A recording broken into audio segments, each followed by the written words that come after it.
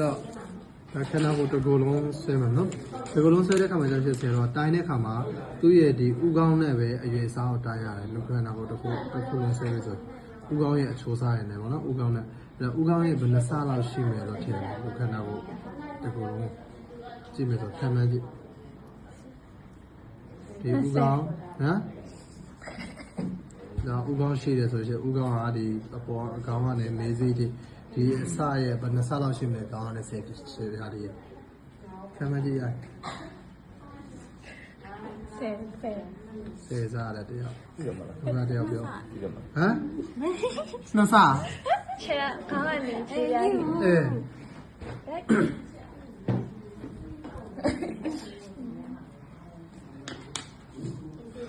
ဘယ်နှဆလဲပဲခံမကြည့်နောက်တရားပြော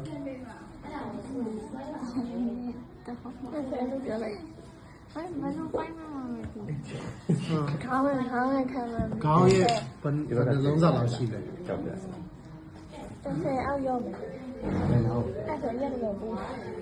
ဟော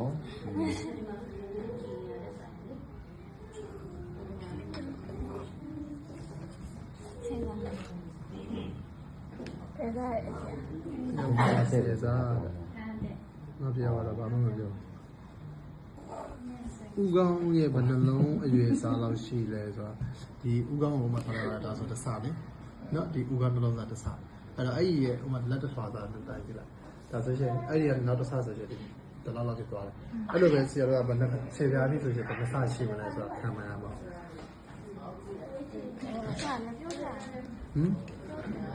အော်မပြောပြမှာပေါ့ပြီးရင်အဲ့တော့ခံမှန်းကြည့်ခိုင်းတာလည်းနင်တို့ဘယ်နှစလောက်ထင်လဲဆိုတာ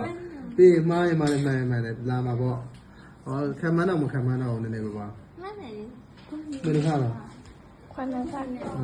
တရားကခွန်းစားခုနဆယ်စားတယ်ခွန်းစားပြတာလည်းပြောင်းသွားပြီပြောနေပြောမလေးပြောခမင်းလာမခလေးလည်းပြောမိုင်းနဲ့ဆက်ဆို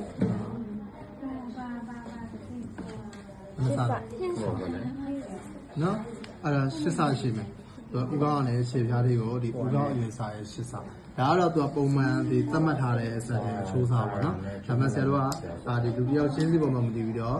နည်းနည်းပူတာရှည်တာနည်းနည်းကွာတာလည်းဒီတော့မှတချို့ဆိုရင်9ဆလောက်ပဲပြင်မယ်9ဆခွဲလေးပြင်မယ်10ဆလည်းပြင်မယ်ပေါ့နော်အဲ့တော့ဆရာတို့ဘယ်လိုကြည့်ရမလဲဆိုတော့သူ့ရဲ့ဥကောင်းနဲ့ပဲတိုင်းပါလူတယောက်ချင်းစီကဆရာတို့အရင်အမောင်းအရင်အမြင်အနေနဲ့မတူသလိုဥကောင်းရဲ့စားလည်းမတူဘူးအဲ့တော့သူ့ရဲ့ခန္ဓာကိုယ်တိုင်းတဲ့ခါမှာသူ့ဥကောင်းချိုးစားနဲ့ပဲတိုင်းမယ်နော်တခြားသူဥကောင်းနဲ့ပတ်တိုင်းလို့မရဘူးတခြားသူရဲ့ဥကောင်းနဲ့ပတ်တိုင်းရင်အမအချိုးစားတွေက4 5စားတဲ့ဖြစ်သွားလိမ့်မယ်နော်အဲ့တော့ဆရာတို့ကအရွေရောက်ပြီးသားလူတရားကိုပြောတာပေါ့အရွေမရောက်သေးတဲ့ solution အချိုးစားတွေကတိုးတယ်အဲ့တော့အဲ့ဒီ meditation ဘာဖြစ်သွားလဲဆိုတော့ဒီအချိုးစားတွေကဆရာတို့ကခလေးလေးဆိုရှင်3စား4စားအဲ့လိုမျိုးဖြစ်နိုင်တာပေါ့နော်အဲ့တော့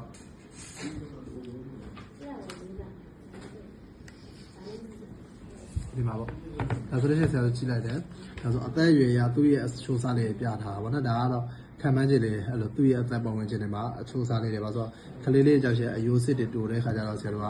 4စားလောက်ပဲရှိတယ်သူ့ဥကောင်းလေးလည်းပဲတိုင်းရတာနော်သူ့ဥကောင်းလည်းပဲတိုင်းတယ်တခြားသူရဲ့ဥကောင်းနဲ့တော့တိုင်းလို့ရှိရင်လူကြီးတယောက်ရဲ့ဥကောင်းနဲ့တော့တိုင်းလို့ရှိရင်တော့4စားရှိမှာမဟုတ်ဘူးနော်2စား3စားလောက်ပဲရှိမယ်2စားလောက်ပဲရှိမယ်အဲ့တော့အဲ့လိုမျိုးလေးပေါ့အဲသူ့ဥကောင်းလေးနဲ့တိုင်းတဲ့အချိန်မှာ4စားလောက်ဖြစ်သွားမယ်အဲဒါဆိုရင်3နှစ်ပဲကျော်အဲ့လိုပုံဝင်ခြင်းတွေဆိုရင်သူက5စားလောက်ဖြစ်လာ4စားလောက်နော်အဲ့တော့5စားလောက်ဖြစ်လာပြီသူတို့အသက်ကြီးသွားတယ်9နှစ်ကျော်အဲ့လိုမျိုးလေးဆိုရင်6ဆလောက်ဖြစ်လာပြီဒါဆို10နှစ်ဝန်းကျင်ဆို9ဆလောက်သွားပြီအဲ့တော့ပြီးရှင်တာမှာ15 16အဲ့လိုမျိုးဆိုရင်ဒါ9ဆခွဲ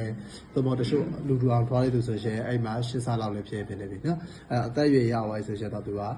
ဒီဆရာတို့10ဆယူတာပေါ့ပုံမှန်လူကြီးတယောက်ဆိုရင်သူ့ရဲ့ဥကောင်းလည်းပဲဆရာတို့တိုင်းသွားမှာနော်အဲ့ဆိုရှင်ဒီပါဆရာတို့ပေတံနဲ့ဆရာတို့ပေတံရဲ့တပြားစာစီကိုဥကောင်းတစ်လုံးစာစီပဲသတ်မှတ်ထားလိုက်တာယူထားလိုက်တာပေါ့နော်အဲ့ဒါဆိုရှင်ပေတံတပြားစာစီကိုဥကောင်းတစ်လုံးစာဆိုရင်ဒီဘက်မှာအရင်ဆုံးဘေးနားကိုဆရာတို့ပေတံတပြားစာအရင်သွားလေးလိုင်းလေးဆွဲလိုက်တယ်ပြီးအလေလိုင်းတစ်လိုင်းတားထားတယ်ဘာလို့လဲဆိုတော့ဒီအလေလိုင်းဒီအလေလိုင်းရှိမှဟိုဘက်ဒီဘက်တိုင်းတဲ့ခါမှာပခုံးအခြေတွေတိုင်းတဲ့ခါမှာအဆင်ပြေမှာဟုတ်တယ်နော်အဲ့တော့ဒီမှာဥကောင်းတစ်လုံးရှိတယ်ဆိုဥကောင်းဒီဒီကနေဒီထိတိုင်းထားတာဖြစ်တယ်ဒီတွင်းမှာပဲရှိရမယ်အဲ့ဒီဘက်ဘေးကိုကြာရှိဒီရှိတော့ထိစီရမလို့နော်ဟောအမြင့်အနေမြင့်ကိုပဲဆရာတော့တိုင်းထားတာအဲ့တော့ဒီလိုလေတွေ့ရလား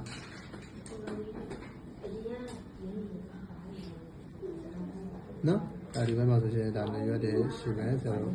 အဲ့တော့နော်ပြီးပြီဆိုရှင်ဆရာတို့နောက်ထပ်ခန္ဓာကိုလေဘယ်နဲ့လာမှာနော်ဒီကဒီတစရပြီဆိုရှင်ပြီးလေဘယ်ဆင်းမယ်လေဘယ်သွားတဲ့ခါမှာလေဘယ်ရပဲထိသွားမလဲ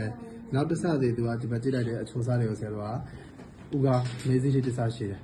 မေးစီကနေကြည့်လိုက်ရှင်နောက်တစ်ခုကရင်ဘတ်ထိသွားတယ်နောက်တစကနော်ရင်ဘတ်ကနေရှက်ကနေဒီမှာဆရာတို့တင်ပစုံထိသွားတယ်တင်ပစုံရတယ်ဆိုရှင်ဒီမှာပေါင်ရဲ့အလေတဝက်ထိသွားတယ်အဲ့ဒီကနေမှဆရာတို့ဒူကောင်းရဲ့အောက်နော်ဒူကောင်းရဲ့အပေါ်မဟုတ်ဘူးနော်ဒူကောင်းအောက်ထိတစသွားတယ်ပြီးဒီမှာခြေသလုံးကနေခြေပေါ်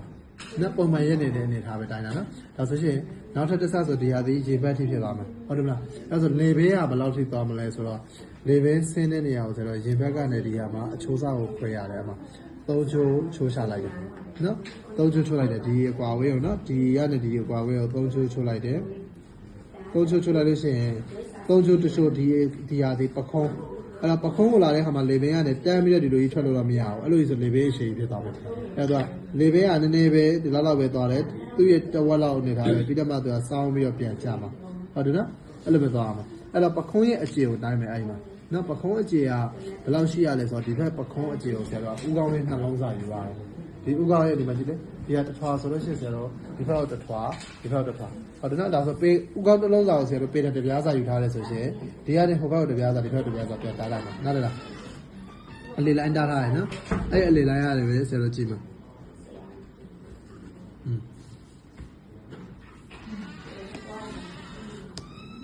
ဒီမှာနော်ဒါဆိုပခုံးအခြေရဒီထိပဲလာမှာဟုတ်တယ်နော်အဲ့ဆိုရှင်ဆရာတို့ဒီမှာပခုံးနည်းနည်းကြာပါတယ်ဒီလာမယ်ပြီးတော့မှဒီကနေဆရာတို့ကလက်မောင်းနေလာမယ်နော်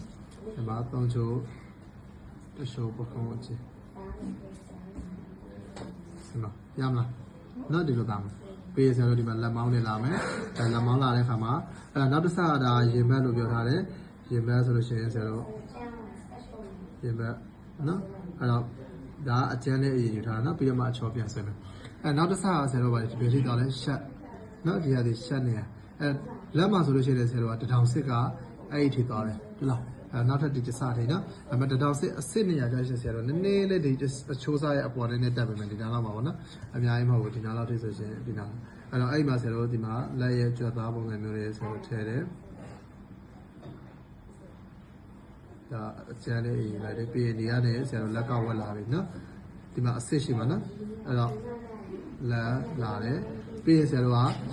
လက်ကဝက်ကပဲထိသွားလဲဆိုတော့နောက်ထပ်တစ်ဆဒီရာရှက်ဆိုလို့ရှိရင်ဒီမှာတင်မစုံရှိမယ်တင်မစုံရဲ့အောက်ထိကိုနည်းနည်းသွားတယ်သူကလက်ကဝက်ကနော်ဒီမှာအစစ်နော်ဒါဆိုရှင်ဒီလိုပုံစံမျိုးယူလိုက်တယ်ပြီးတော့မှဆရာတို့အမှလက်ဖွားရှိမယ်လက်ဖွားကြလို့ရှိရင်ပေါင်ရဲ့အလေတလားပေါင်လေကဒီမှာရှိတယ်လက်ဖွားဖြတ်လိုက်လို့ရှိရင်တော့ပေါင်လေနည်းနည်းကြော်ရမယ်အဲ့တော့ပုံမှန်ဆိုရှင်တော့ပေါင်လေလောက်ထိရောက်ဖြစ်သွားနော်အဲ့ဒါဆိုရှင်